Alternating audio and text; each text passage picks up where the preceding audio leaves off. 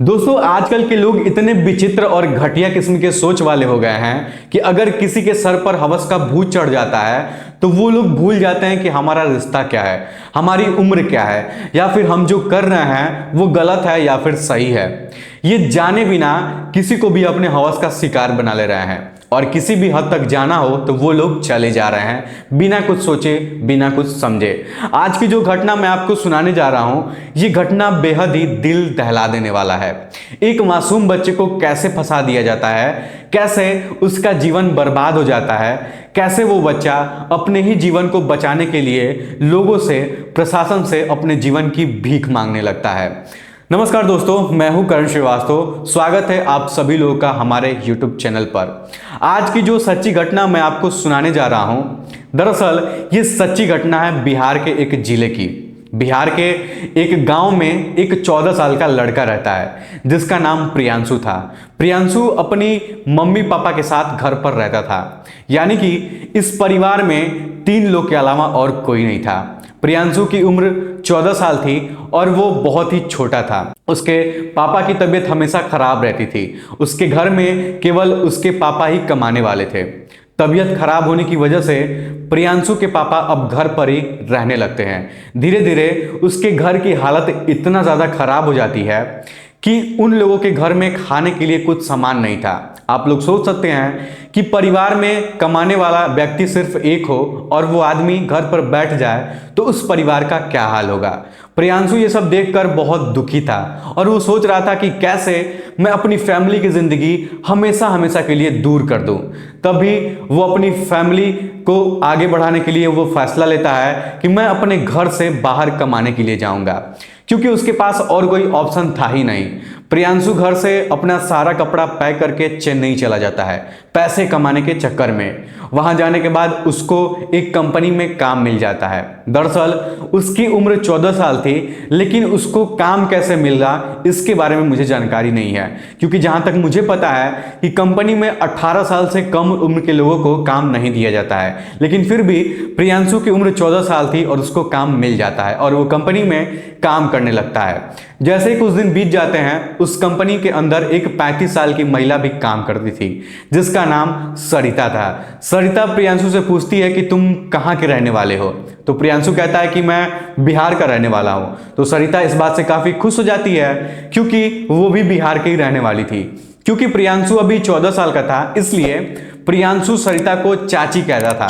सरिता भी उसको अपने बच्चे की तरह प्यार करती थी। एक दिन सरिता प्रियांशु को अपने रूम पर लेकर जाती है और वहां पर उसको खाना खिलाती है। कहती है कि तुम्हारा जब भी मन करेगा, बिना कुछ सोचे समझे तुम हमारे रूम पर आ जाना, मैं तुम्हारे माँ के समान हूँ। प्रियांशु इस बात से काफ़ी खुश हो जाता है, क्योंकि प्रियांशु जीवन में पहली बार अपने घर से बहुत ज़्यादा दूर गया था। जाहिर सी बात है, कोई अपने घर से दूर जाएगा तो उसका मन नहीं लगेगा, क्योंकि उसको यहाँ पर सरिता चाची मिल गई थी तो प्रियांशु को अपनापन महसूस होने लगा था। इस बात से प्रियांशु खुश हो जाता है और उसका काम में बहुत ज़्यादा मन लगने लगता है। सरिता अपने 2 बच्चों के साथ और अपने हस्बैंड के साथ वहाँ पर रहती थी। उसका हस्बैंड और सरिता दोनों लोग एक ही कंपनी में काम करते थे। कभी सरिता कंपनी जाती थी तो सरिता का पति बच्चों का ख्याल रखता था, कभी सरिता कंपनी से आती थी तो उसका पति कंपनी में जाकर अपना काम करता था और सरिता अपने बच्चों का ख्याल रखती थी। तभी एक दिन सरिता कंपनी से अपने रूम पर जा रही थी तो उसका पति कहता है कि आज मैं रूम पर नहीं आऊँगा, आज मुझे बहुत ज़्यादा काम है। तो सरिता कहती है कि ठीक है, मैं प्रियांशु को अपने साथ लेकर रूम पर जा रही हूँ, क्योंकि वो हम लोग के साथ रात भर रहेगा तो हमें भी अच्छा लगेगा, क्योंकि घर पर 2 छोटे बच्चे हैं और मैं अकेली रहूँगी और तुम तो कंपनी में ही काम करोगे पूरी रात। इसलिए सरिता कहती है कि मैं प्रियांशु को लेकर जा रही हूँ। तो उसका हस्बैंड कहता है कि ठीक है, तुम उसको लेकर चली जाओ। सरिता प्रियांशु को लेकर अपने रूम पर आ जाती है, खाना बनाती है, उसको खिलाती है और खुद भी खाती है। खाना खाने के बाद प्रियांशु को एक अलग रूम दे दिया जाता है। प्रियांशु उसमें सो जाता है और सरिता अपने बच्चों के साथ सो जाती है। जैसे ही रात को 1 बजता है, सरिता उठकर और प्रियांशु के रूम में जाती है। रूम में जाने के बाद प्रियांशु के पैरों पर हाथ मसलने लगती है। तभी प्रियांशु की नींद अचानक से खुल जाती है और कहता है कि चाची, आप ये क्या कर रही हैं? तो सरिता चाची कहती हैं कि बेटा तुम चुपचाप सोए रहो, तुम्हें भी मजा आएगा।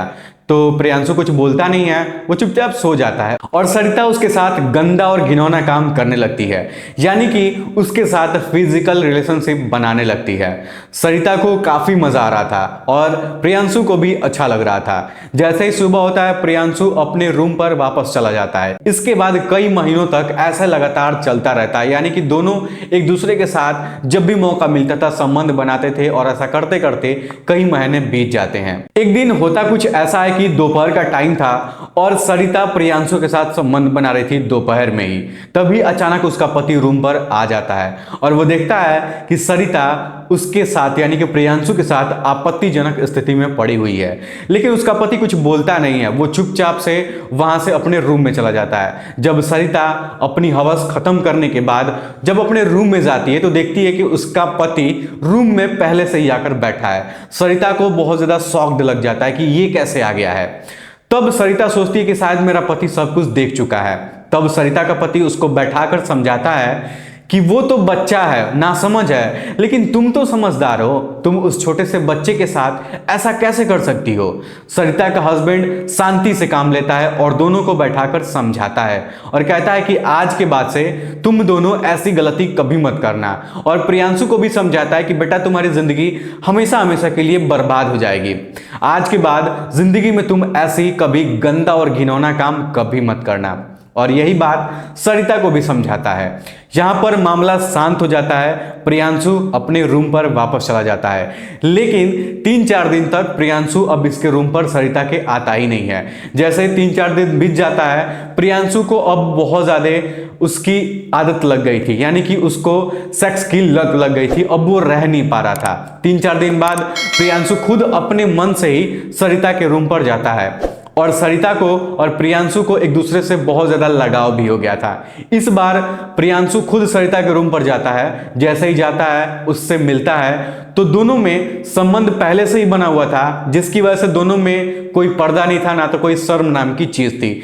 दोनों एक दूसरे से फिर से संबंध बनाने लगते हैं। तभी संजोग से उस दिन भी उसका हस्बैंड रूम पर आ जाता है और वो दोनों को फिर से उसी हालत में देख लेता है। इस बार सरिता की बहुत ज्यादा पिटाई करता है उसका हस्बैंड और बहुत ज्यादा गुस्सा था। वो सरिता से कहता है कि मैं तुमको अपने साथ जिंदगी में कभी भी नहीं रखूंगा, तुमसे तलाक चाहिए मुझे। सरिता कहती है कि तुम अपने दोनों बच्चों को लेकर अपने साथ यहां से लेके उसको चले जाओ, मैं प्रियांशु के साथ अपनी जिंदगी बिता लूंगी। अब आप लोग सोच सकते हैं कि सरिता कितनी घटिया किस्म की औरत थी। अब सरिता और उसके हस्बैंड में बहुत ज्यादा लड़ाई झगड़ा होता है और सरिता का हस्बैंड अपने दोनों बच्चों को लेकर अपने गांव बिहार वापस चला जाता है। इधर सरिता अब प्रियांशु के साथ एक ही रूम में रहने लगती है।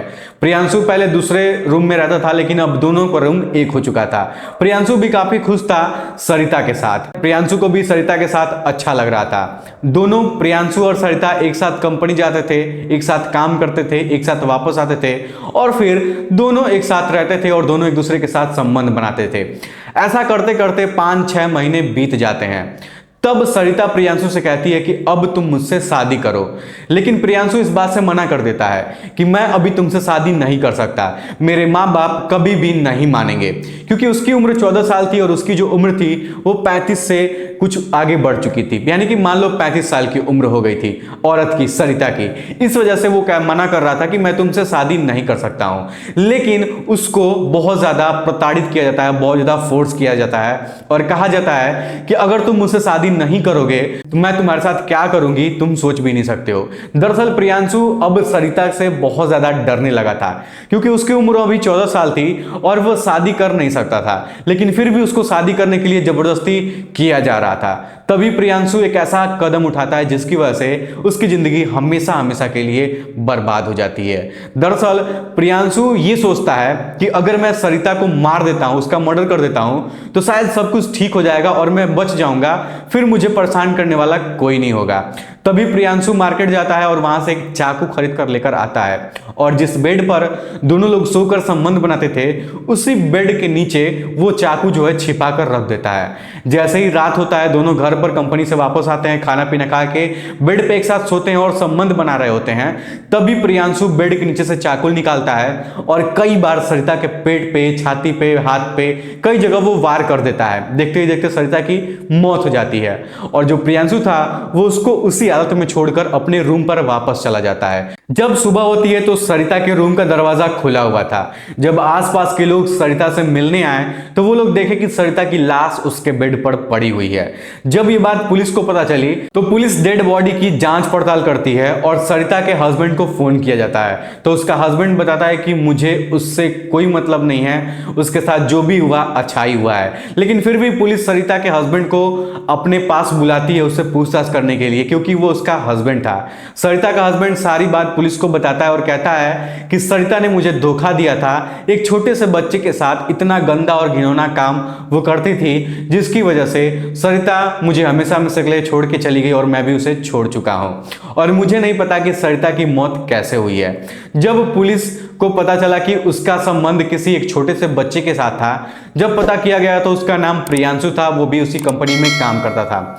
जब प्रियांशु को पकड़ा गया, उसको ढूंढ के पूछताछ उससे की जा रही थी, तब जो है प्रियांशु सब कुछ पुलिस के सामने सच सच बता देता है। वो झूठ नहीं बोलता है। वो बताया था कि मुझे बहुत ज़्यादा मजबूर किया जा रहा था शादी करने के लिए और मैं शादी करने के लिए तैयार नहीं था, जिस वजह से मैं कुछ समझ नहीं पाया और उसकी हत्या कर दिया। ये सब सुनने के बाद पुलिस थोड़ा सा अचंभव में पड़ जाती है, लेकिन फिर भी उसकी डेड बॉडी को, सरिता की डेड बॉडी को पोस्टमार्टम के लिए भेज दिया जाता है और प्रियांशु को गिरफ्तार करके उसको बाल सुधार जेल में भेज दिया जाता है। दोस्तों, प्रियांशु घर से बाहर गया था पैसे कमाने के चक्कर में, लेकिन उसके साथ इतना गंदा और घिनौना काम हुआ कि उसको जेल जाना पड़ा। अब कितने दिनों तक वो जेल में रहेगा इसका कोई भी अंदाजा नहीं है। प्रियांशु के घर पर भी उसके माता पिता का रो रो कर बुरा हाल हो गया है। अब पता नहीं उसके माता पिता का ख्याल कौन रखेगा।